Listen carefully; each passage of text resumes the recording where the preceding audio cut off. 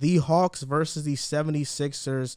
They are going to fight it out in the second round of the NBA playoffs. And Joel Embiid has a meniscus tear in his right knee. He is questionable. And Ernie Johnson brought up a good point yesterday on Inside the NBA. He said that last time he had a meniscus tear on his left knee, they didn't think it was that serious. But then he had to get surgery eventually on it. Who knows if that's the case now? But let's just talk about both scenarios. If Joel Embiid is not available to play, can Philly still beat Atlanta? And if Embiid does play, do the Hawks have a chance to beat Philly? I think, obviously, if, you get your guy who could have been the MVP, if he plays, I have Philly. I think that should be the money man. You take Philly. I think with Embiid just being a dominant force, Clint's going to have his hands full. Ben Simmons is going to be there. Trae Young is going to struggle. We saw in the first round, Ben Simmons, when he was manned up on either Westbrook or Bradley Beal, he made it extremely tough for both guys. Had him shooting or poor efficiency when he was guarding them. So I think Trae Young is going to be a tough challenge for him.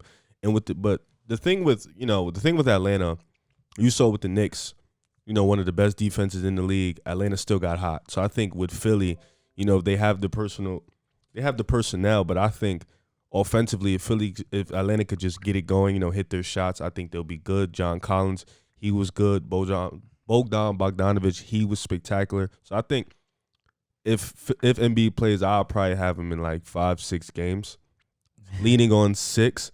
But if Embiid does not play, now you're looking at him, Ben Simmons has to step up. And we've seen Ben Simmons, he's not a guy who can score really in the playoffs. He's a guy who's a liability on offense. So if Embiid doesn't play, I think I'll put my money on Atlanta.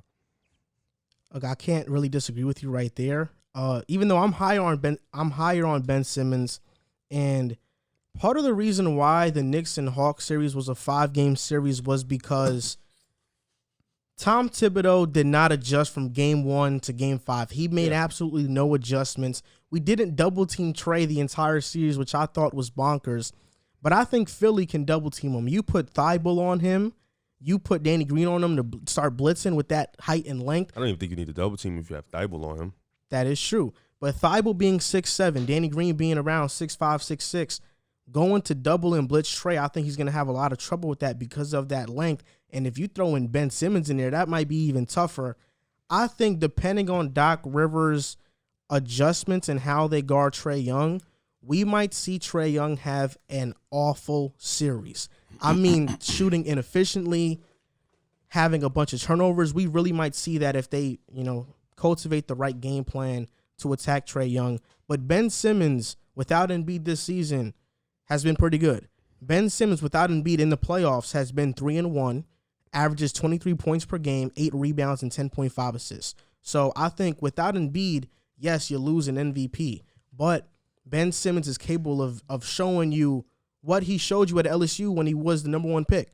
He can be that guy. You have that added spacing with Seth Curry, Danny Green. Thibault occasionally, he's still offensively limited, but then you also have Tobias Harris.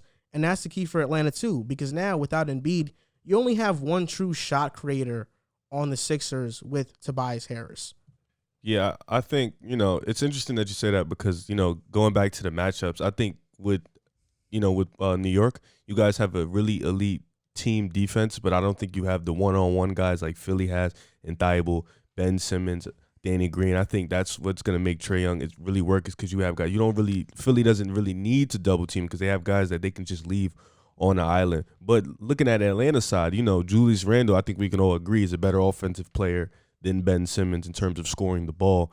And DeAndre Hunter, Clint Capella, John Collins at times made it extremely tough for him. So I think that's going to be something to definitely look forward. I think they're probably going to match up DeAndre Hunter on Ben Simmons, and DeAndre Hunter is no slouch defensively. So it's going to be definitely a chess match. And we've seen Doc Rivers, going back to last year in this situation, going up 3-1, blowing the lead to Denver. So that curse is still on Doc Rivers. We can see if he can get it done. But Atlanta, this is definitely the situation where they need to take advantage because Embiid is out. They have the personnel. Trae Young has to step up and continue his pace of what he's going to. So, JC, do you think the Hawks have a chance to beat Philly without Embiid? Without Joel Embiid, no. I think it'll go maybe 6-7 games just because I feel like Atlanta's got a lot of 3-point shooting. They've got a lot of good big man like John Collins can stretch the floor. You have somebody like Clint Capella. You know, he's always a lob threat. And then if you have people like DeAndre Hunter, Bogdanovich, and even Trae Young hitting their shots, I mean, we saw what they did against the Knicks. Just like you said, they weren't double teaming Trae. You spread them out and you just drive and kick, and all these shooters are hitting their shots. I think with Philly is going to be a little different because I think the key to stopping Atlanta is pressuring Trae Young, forcing him to make tough passes, forcing him to make tough shots because he's the orchestrator of that offense. And I like the big man tandem that they have. Like, you could either put Ben Simmons on him, you could put Thibault on him, you could even put Danny Green on him. And I just think, like, I agree with you guys that it's going to be a very tough series just because he's small and like you can beat some of the Knicks defenders off the dribble one-on-one, like Riv was alluding to. Like Reggie Bullock. Like you can't beat Ben Simmons off the dribble. Like, we've seen Ben Simmons is probably the most versatile defender in the game, or at least one of them. I've seen nights where he checks people like you put him on LeBron, and the next night I've seen him shut down Damian Lillard in the fourth quarter. So we'll see. I mean, without Embiid, I think this series goes 7.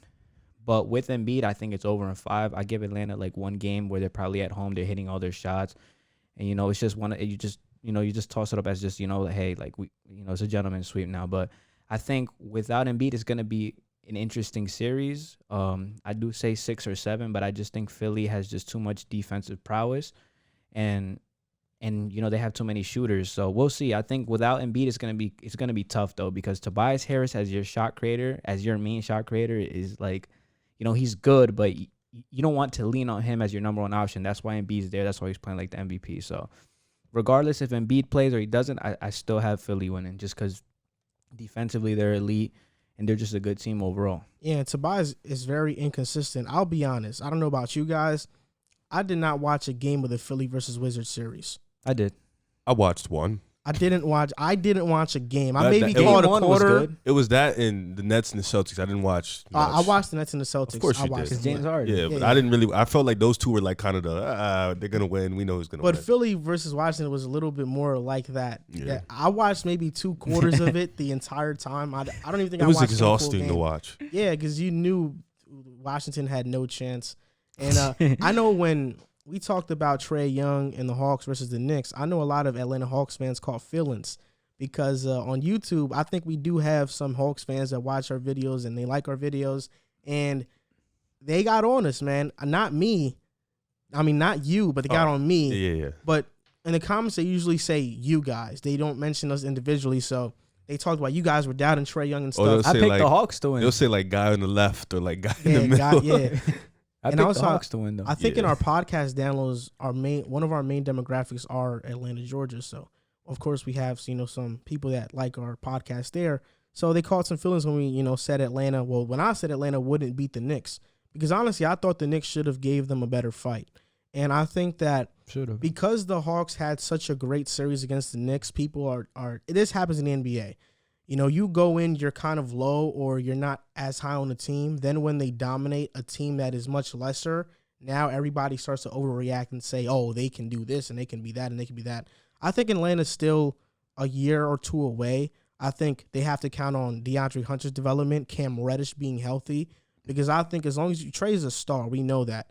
But DeAndre Hunter, I think this past season, his sophomore season, he really broke out. I think in his third year, he'll be better. And Cam Reddish, we're hoping he'll be good. John Collins, who knows where he's going to go. I don't even think they're a year or two. I think they're just another star away. I think they're a little like right now. I think they're a little too lot.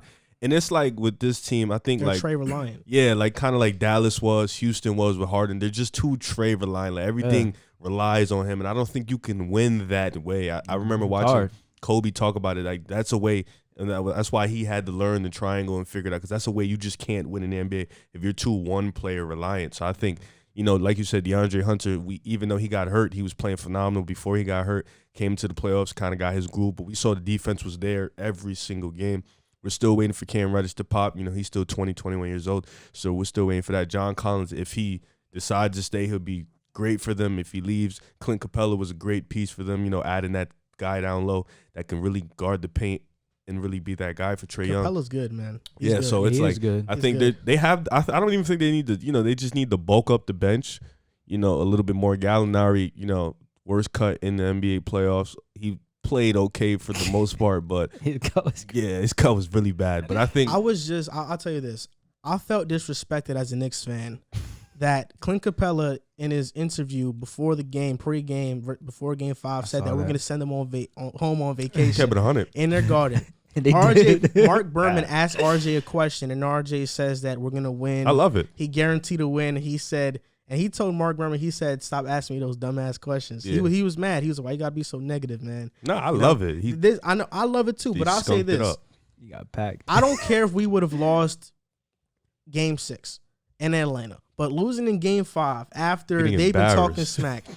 You talking crazy. As soon as the Knicks fans, but y'all started it though. As soon as the Knicks fans were cheering on the Knicks season, Trae Young pulls up from 30, makes it, and the crowd just goes quiet. That was like the dagger. Trae Young is so disrespectful. I know he's one of the biggest shit talkers in the league. Draymond mentioned that he was one of those guys. He's also one of 2 players to have multiple 30-point games in the Garden. The other player being, of course, the GOAT, Michael Jordan. But Michael Jordan? Yeah. Oh, okay. I thought for some reason I thought he was going to say Zach LaVine. Nah, hell no. Are you talking about playoffs strictly? Yeah, playoffs. Right? Okay, yeah, exactly. Definitely not Zach. Yeah. He's not in conversation. I mean, you guys won a game. So your prediction for Philly versus Atlanta is that the Hawks, that Philly wins in 5 with Embiid and 6 or 7 with Simmons. You have the same prediction? Pretty much, yeah. I think I think it goes 7 if Embiid doesn't play. Okay. I think he has a shot. To me, I think even without Embiid, Simmons can do this. And I think it might be, I'll say 6 because I'll give some respect to Atlanta. But I just feel like if you shut down Trae, Atlanta's done for. And I think Philly has the ability to shut down Trae.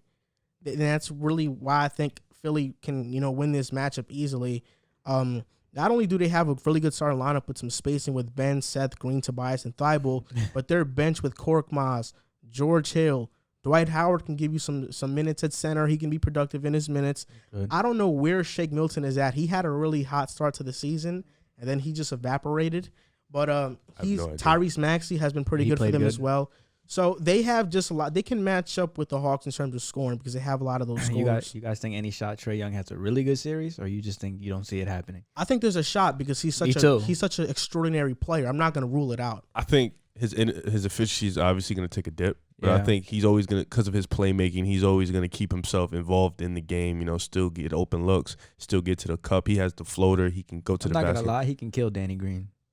Yeah, but I can't. I'm not gonna sit here and say he can kill Matisse. No, I know that's why I said Danny Green. Or Ben Simmons. That's why I said Danny Green. Matisse, I don't know. Matisse locks up. Yeah, I can't. Danny Green, but he's gonna kill Danny Green. Those other two, they're not gonna do that. The thing about Danny Green is that he's not a terrific defender. He's a good team defender. He just shows terrific effort, and that's what you need. That's how you can become. He's a good defender. pesk. That's what he is. Yeah. He's a very annoying guy. San Antonio was way better though. Defensively in San Antonio, a lot of guys are better elite. in San Antonio. You ever thought about that? He was elite on defense. Danny Green is older now. He's probably like 33, 34. Something like that. 34. Yeah, he's around there.